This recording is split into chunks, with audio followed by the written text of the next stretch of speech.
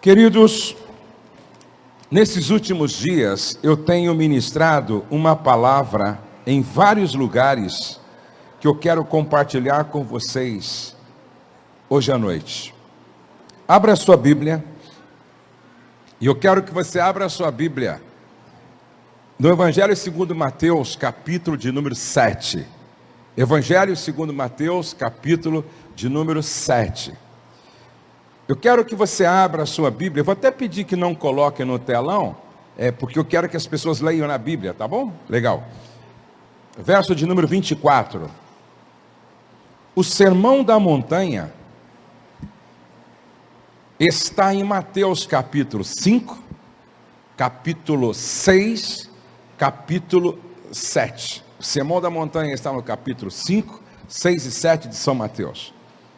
Jesus estava dando a todos nós um código de ética do cidadão do reino. O Sermão da Montanha, na verdade, está falando de como é a cultura do reino. Quais são os valores que regem a vida de um cidadão, que devem reger a vida de um cidadão do reino. Se você quer uma vida em família equilibrada, se você quer uma vida conjugal equilibrada, se você quer uma vida espiritual equilibrada, você precisa ler o Sermão da Montanha pelo menos uma vez por mês. Você tem que meditar no Sermão da Montanha pelo menos uma vez mês por mês. Você precisa estudar o Sermão da Montanha com uma certa frequência. Com razão, disse Gandhi, se toda a literatura espiritual da humanidade perecesse e só se salvasse o Sermão da Montanha, não teríamos perdido nada.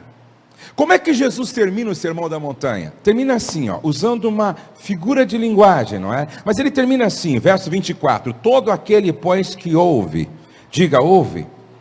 Só as mulheres, ouve. Só os homens, ouve. Todo aquele, pois, que ouve. Ouvir é o início do processo da mudança. Ouvir é o início do processo de transformação.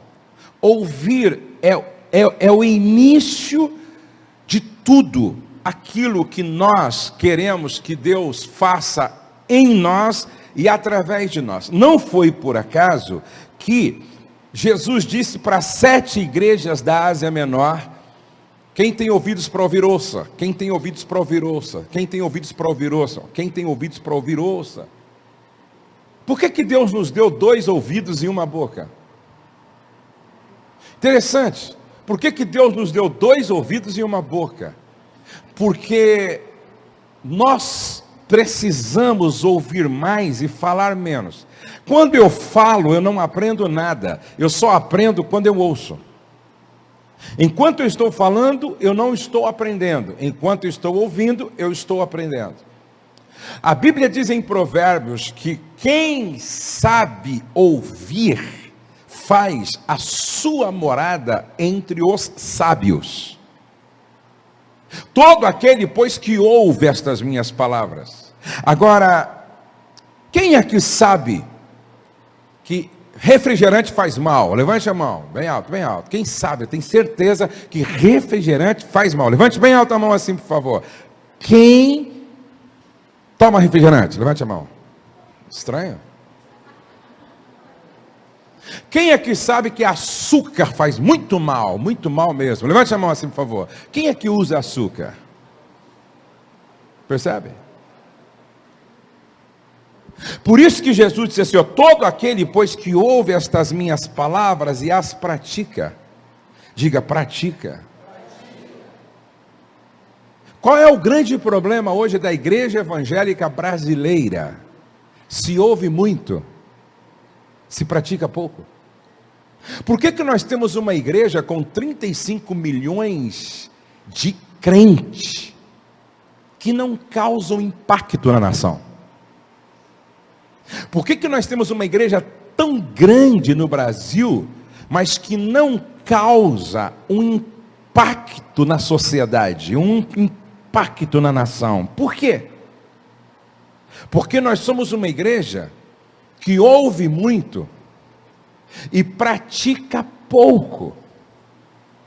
Nunca se falou tanto da palavra como hoje, nas redes sociais, no rádio, na televisão. Nunca tivemos tantas Bíblias disponíveis como hoje.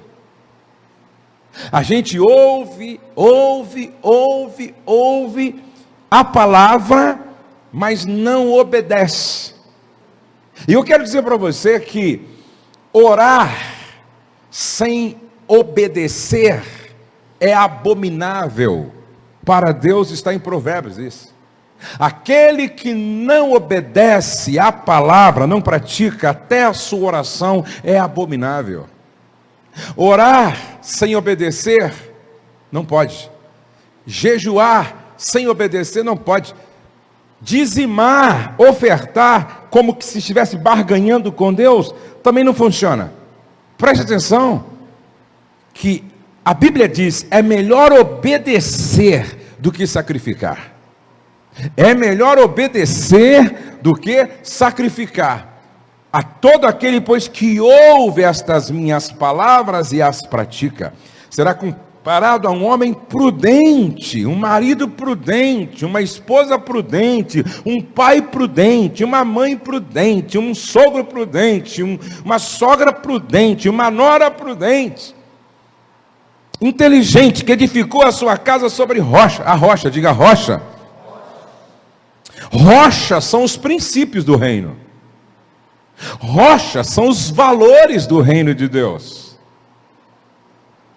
Qual é o grande problema quando você edifica não sobre os valores do reino? Você constrói sobre a areia.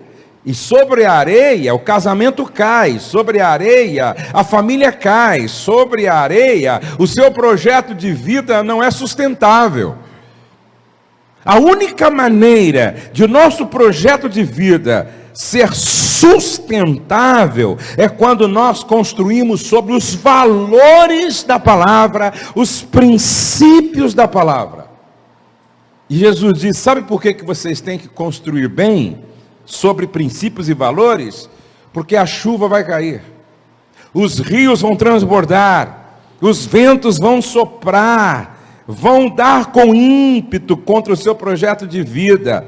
Se estiver construído sobre valores e princípios, ele disse, não cai. Agora veja o que ele diz no verso 26, e todo aquele que ouve estas minhas palavras e não as pratica, será comparado a um homem insensato, tolo, que edificou a sua casa sobre a areia, e caiu a chuva, transbordaram os rios, sopraram os ventos, e deram com ímpeto contra aquela casa, e ela desabou, diga desabou, sendo grande a sua ruína. A gente vê casamento desabando, a gente vê família desabando, a gente vê ministérios desabando, a gente vê projetos de vida profissional desabando, e outros projetos mais, tudo porque não edificaram sobre valores, sobre princípios. Agora, Jesus diz, todo aquele, pois, que ouve estas minhas palavras. E a pergunta que fica é, Jesus, cheguei atrasado na reunião, que palavras são estas? Todo aquele, pois, que ouve estas minhas palavras. Jesus, eu cheguei depois. Que palavras são essas? Que quem ouve e pratica edifica sobre a rocha. Vamos contextualizar. Jesus talvez diria assim, vai lá no capítulo 5 e verso 1 e veja que palavras são essas. Então vamos lá. Vendo Jesus as multidões, capítulo 5, verso 1, subiu ao monte e como se assentasse, aproximaram-se os seus discípulos. E ele passou a ensiná-los dizendo, bem-aventurados humildes, felizes os humildes, abençoados os humildes, prósperos os humildes de espírito, porque deles é o reino dos céus. Interessante. Como é que Jesus começa as bem-aventuranças? Com humildade, diga humildade. Por que Jesus não começou assim, ó? Bem-aventurados mansos. Por que Jesus não começou bem-aventurados puros de coração? Por que Jesus não começou o Sermão da Montanha assim, ó? Bem-aventurados pacificadores. Por que Jesus começou com humildade? Porque só se é manso se for humilde. Só se é puro se for humilde. Só se é pacificador se for humilde. Só se é sensível para chorar se for humilde. Só aceita a ideia de ser perseguido por causa da justiça se for humilde. Guarde isso com você. Se o orgulho é a raiz que alimenta todos os outros pecados, a humildade é a raiz que alimenta todas as outras virtudes. Preste atenção nisso. Se o orgulho é a raiz que alimenta todos os outros pecados, pensa em fofoca, por trás está o orgulho.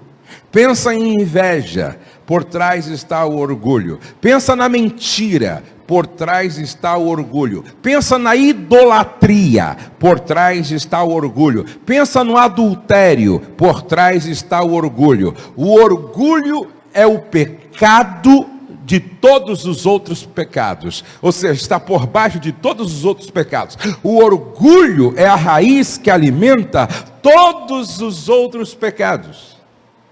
Agora, a humildade é a raiz que alimenta todas as outras virtudes. Bondade, antes vem a humildade. Mansidão, antes vem a humildade. Paz, antes vem a humildade. O pacificador, todas as outras virtudes andam juntas com a humildade. A humildade é a raiz que alimenta todas as outras virtudes. Agora, existem duas virtudes que só os humildes têm. Você nunca vai encontrar essas duas virtudes no orgulhoso, no soberbo, no prepotente, no arrogante. Você nunca vai encontrar essas duas virtudes. Número 1, coração ensinável. Diga coração ensinável. Outra vez, coração ensinável. Um dia um rapaz chegou para mim e me perguntou: Pastor Josué, quantos anos o senhor tem de casado? Eu disse 34 anos de casado. Aí ele disse assim: olha, o seu casamento me inspira, e pelo que eu vejo, o senhor é um marido pelo menos razoável, o senhor é um marido que inspira também, e eu vou me casar daqui a 2 meses.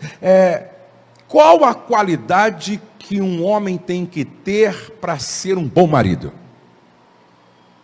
Qual é a virtude que o homem tem que ter para ser um marido bênção para a mulher? Eu disse, escreve aí: coração ensinável. Coração ensinável. Toda moça, antes de casar, precisa ver se este que amanhã será seu marido tem um coração ensinável. Porque orgulhoso não aprende. Se não aprende, não cresce. E se não cresce, vai ser um bebê de 90 quilos. Vai ser um bebê de 80 quilos. Soberbo, orgulhoso, petulante, arrogante, insuportável, intragável, pedra de tropeço.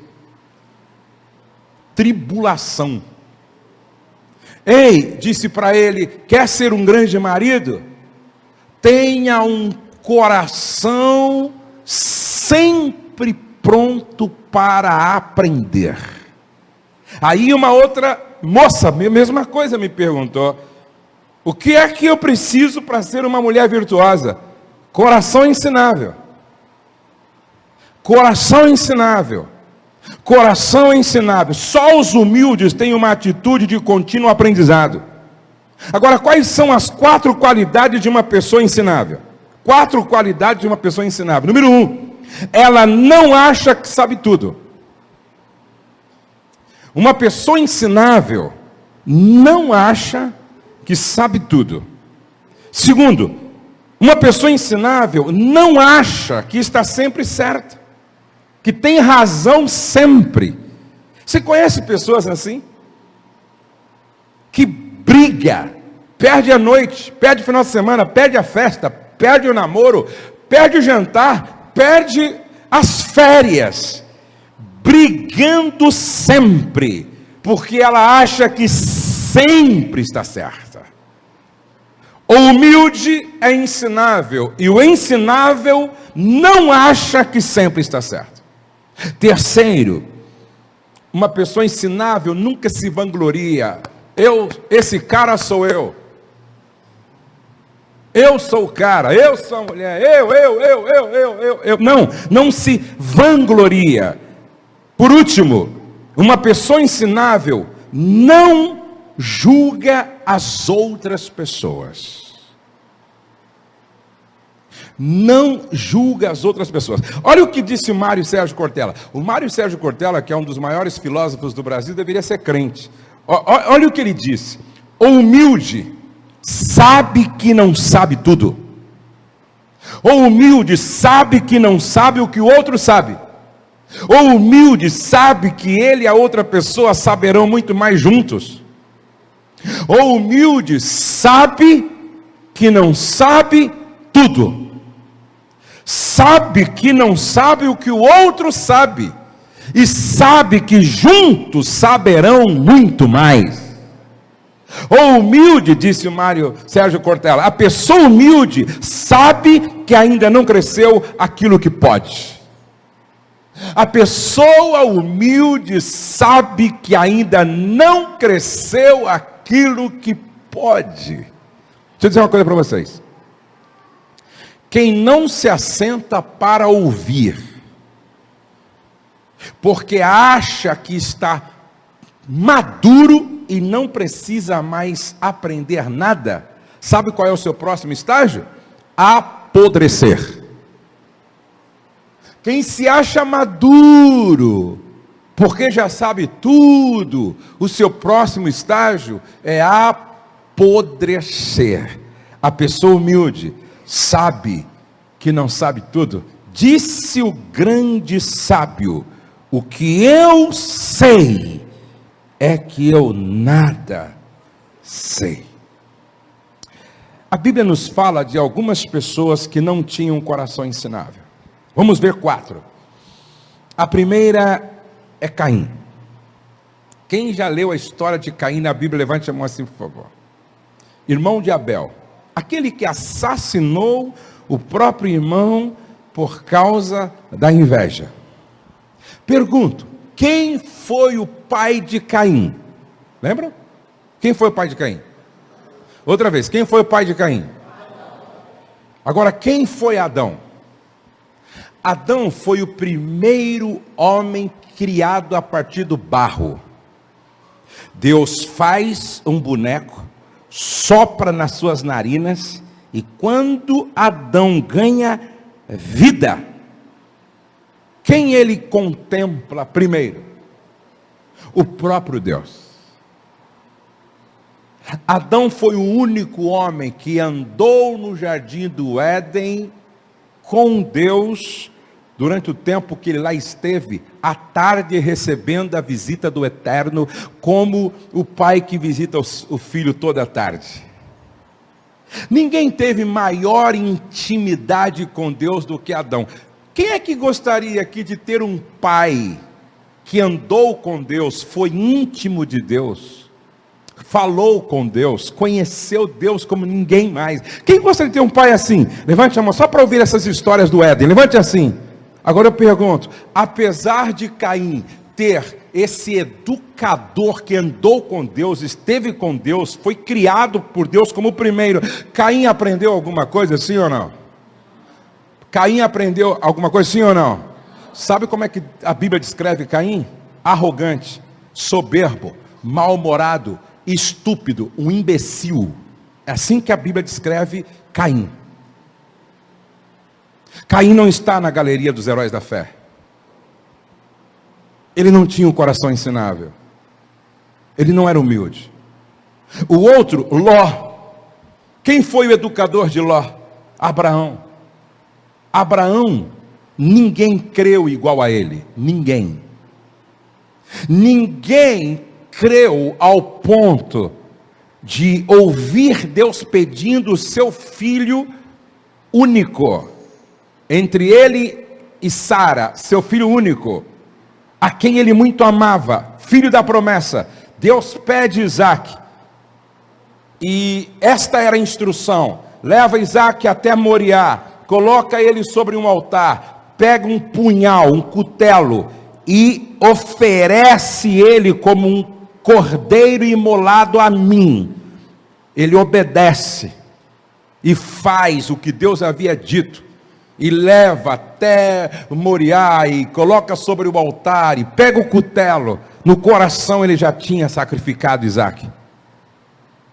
A Bíblia chama Abraão de amigo de Deus, e ele fica na galeria dos heróis da fé como pai da fé.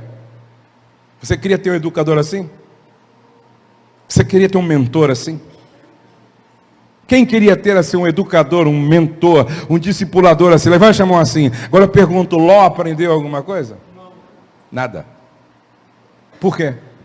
Repete comigo, não tinha um coração ensinável. O que dizer de Geazi? Geazi teve como educador, mentor, professor, Eliseu.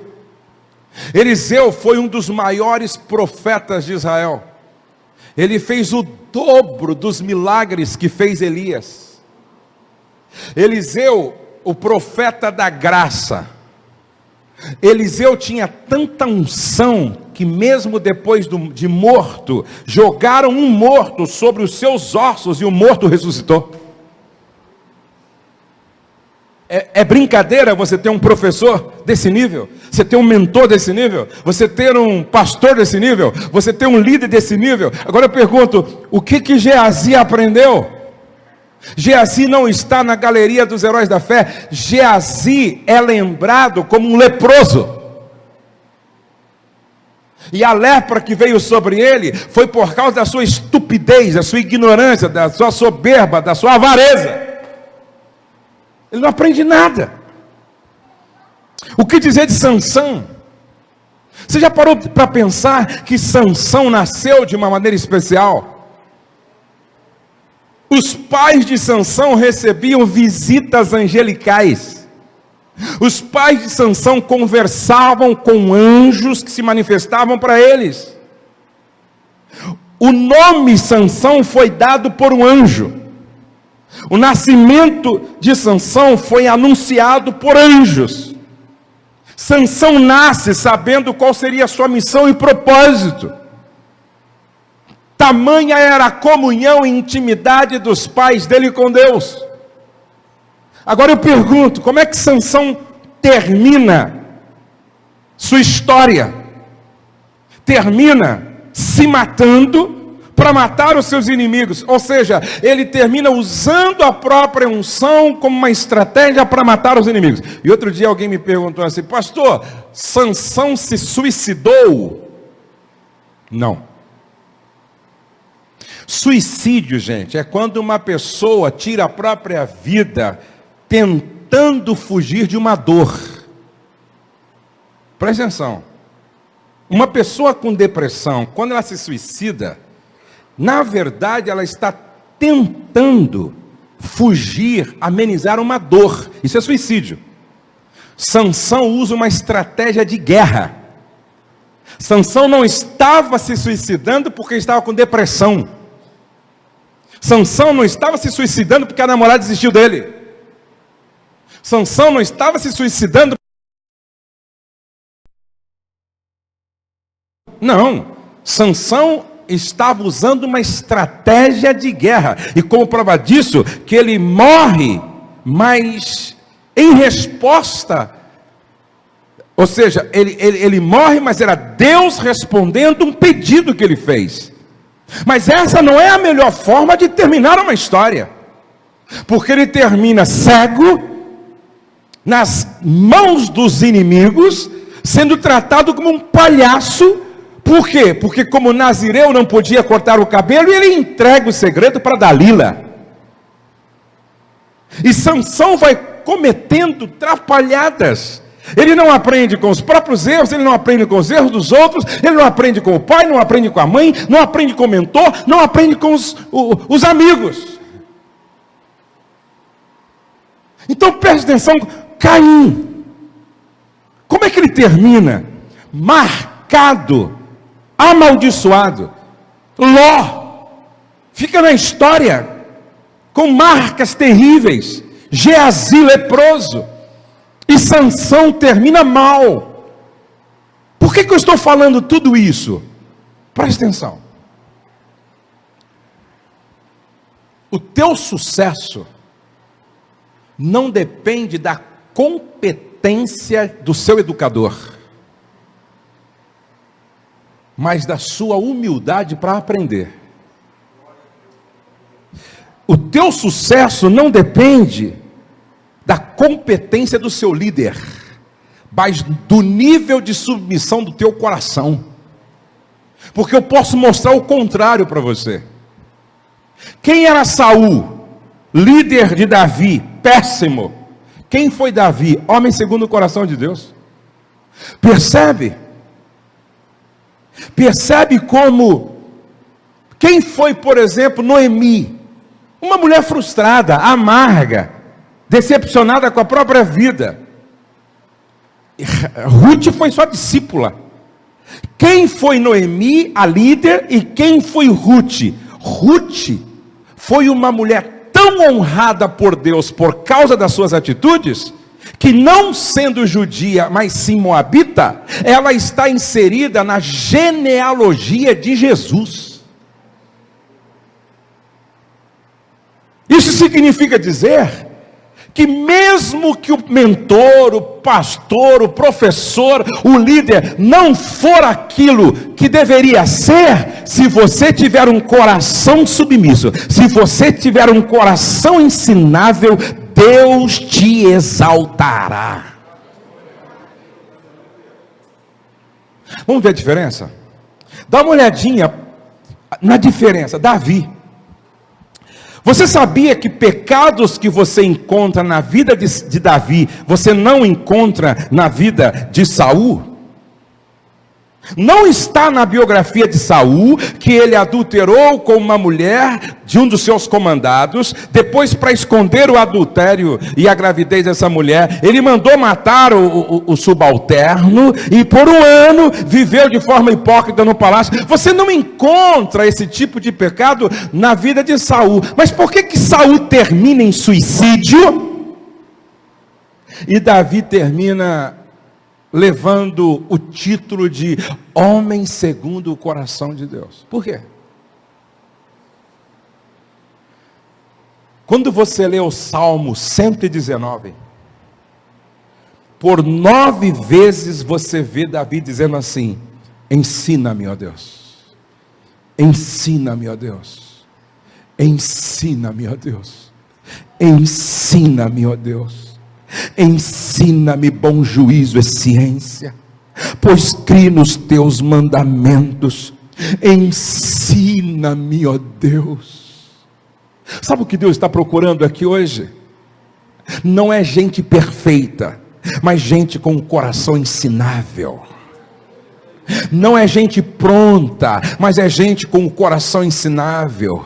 Deus não está procurando aqui, olha, gente que esteja dizendo, não, eu sou uma obra acabada, porque isso não existe. Deus só está procurando gente que ora assim, ensina-me, ó Deus, eu quero aprender. Ensina-me, ó Deus, eu quero aprender. Ensina-me, ó Deus, eu quero aprender. Ensina-me, ó Deus, eu quero aprender. Ensina-me, ó Deus, eu quero aprender.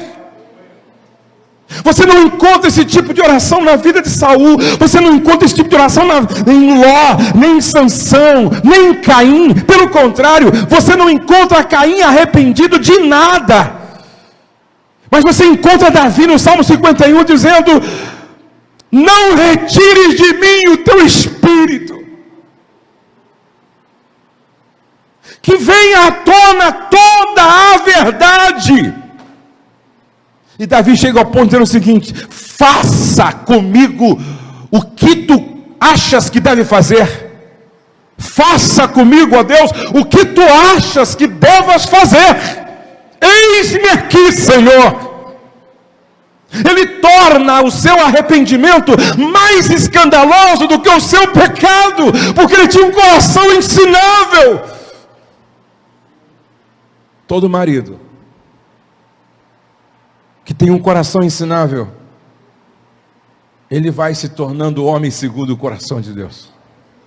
Toda mulher que tem um coração ensinável vai se tornando uma mulher segundo o coração de Deus. Agora veja o apóstolo Paulo. Quem foi Paulo, gente? Paulo foi o maior de todos os apóstolos. Não há no Novo Testamento uma mente que se compara de Paulo. Não há. Paulo era filósofo. Paulo foi talhado para ser doutor da lei. Paulo impressionava filósofos no Areópago. Paulo encantava reis e rainhas quando falava. Paulo recebeu de Deus, por causa da sua mente brilhante e sua intimidade com o Eterno, ele recebeu a revelação da soteriologia, doutrina da salvação. A maior parte do Novo Testamento foi revelada a Paulo. Ninguém teve uma mente no Novo Testamento semelhante a de Paulo. Paulo escritor, Paulo pregador, Paulo mestre, Paulo doutor, Paulo missionário, Paulo fundador de igreja, Paulo que operava milagres em nome de Jesus, libertava pessoas, curava enfermos. Paulo. Agora esse homem, apesar da grandeza da sua mente e alma, em Filipenses 4:11 ele escreve: digo isto, não por causa da pobreza, porque aprendi. Eu tenho um coração ensinável. Aprendi a viver contente em toda e qualquer situação.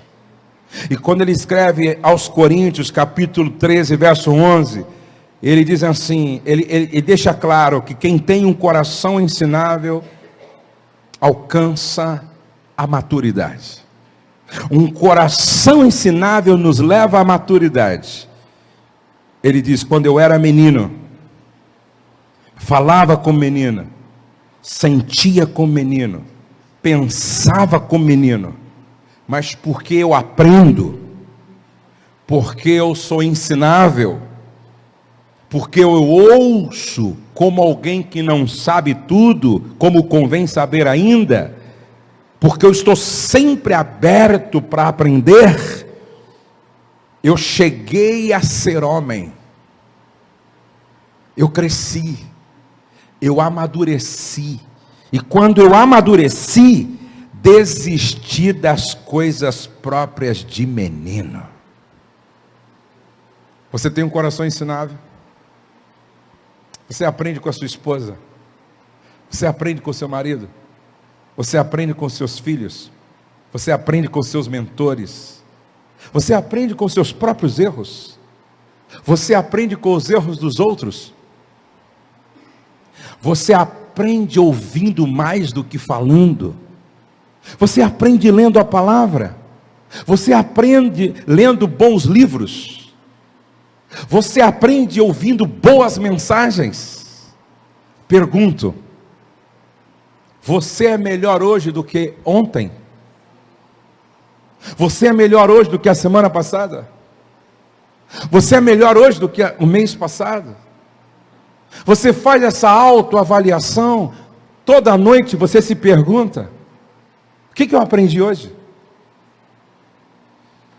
Hoje pela manhã, eu vinha para cá e eu ouço todos os dias, pelo menos uma hora de palestra de outros. Eu ouço praticamente todos os dias, eu ouço pelo menos uma hora de palestras de outros. E eu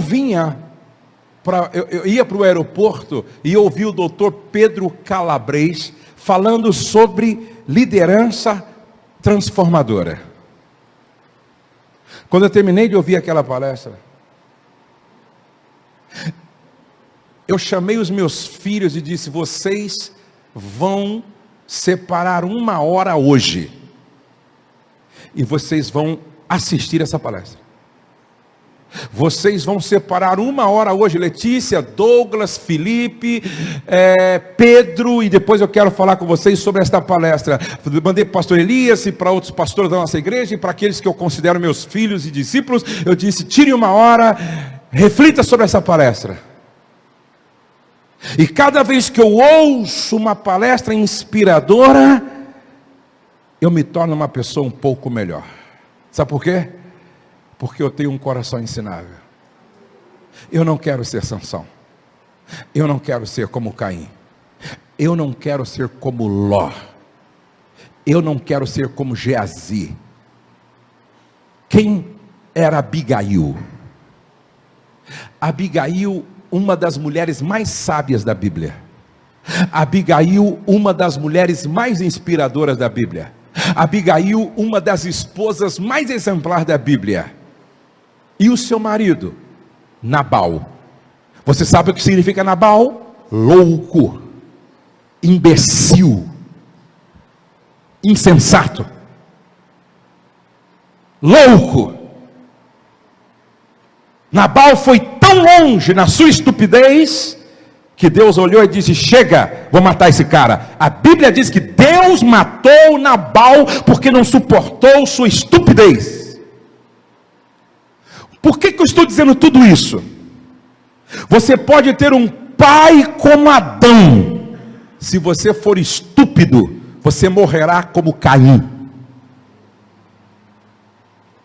Você pode ter uma esposa sábia como Abigail. Se você não tiver um coração ensinável e for um estúpido, Deus poderá te matar como matou Nabal.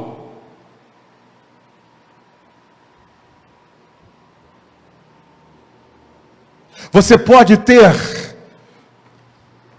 um pai, um pastor, um professor, um mentor, um mestre, como Eliseu, um dos maiores profetas de Israel. Mas se você não tiver um coração ensinável, e se você não for alguém que quer melhorar, aprendendo sempre, você poderá morrer como Geazi, tendo sobre si como marca a lepra. Você pode ter um mestre como Jesus. Se você não tiver um coração ensinável, se você não for humilde para aprender sempre, você pode morrer como Judas, o traidor. A minha pergunta é: você tem um coração ensinável? Vamos ficar de pé na presença de Deus.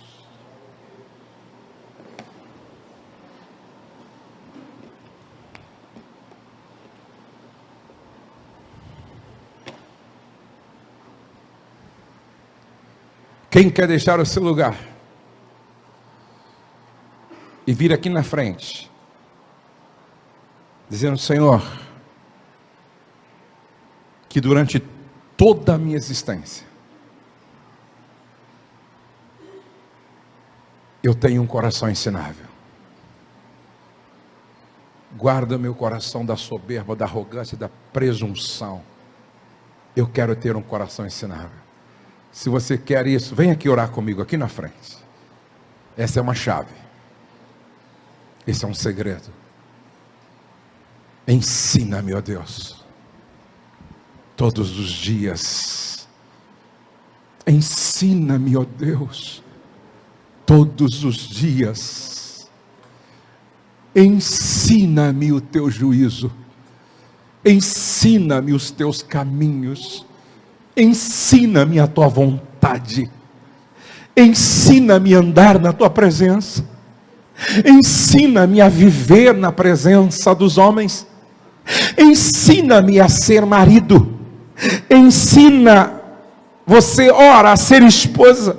Ensina-me a ser pai, a ser sogro, genro, filho. Ensina-me a ser melhor a cada dia. Ensina-me. Comece a orar.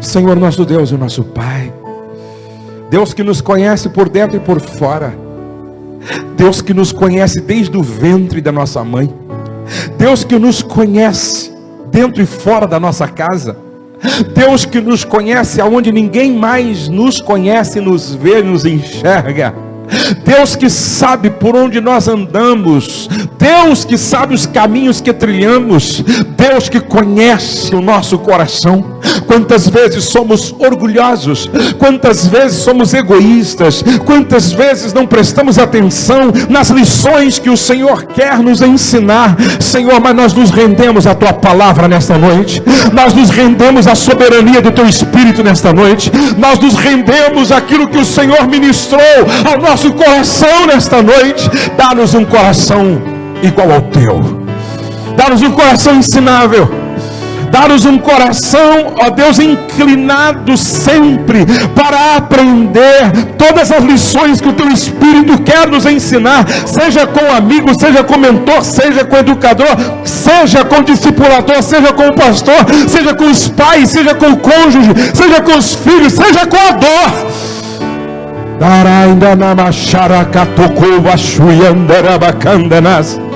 Livra-nos, Senhor, do orgulho.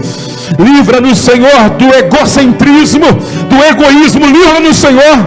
Dá-nos ouvidos sensíveis para ouvir a voz do teu Espírito. Dá-nos um coração sensível para ouvir a voz do teu Espírito, Senhor. Pai, é no nome de Jesus. É no nome de Jesus que eu te peço. E que todos nós saímos daqui cheios do Espírito Santo.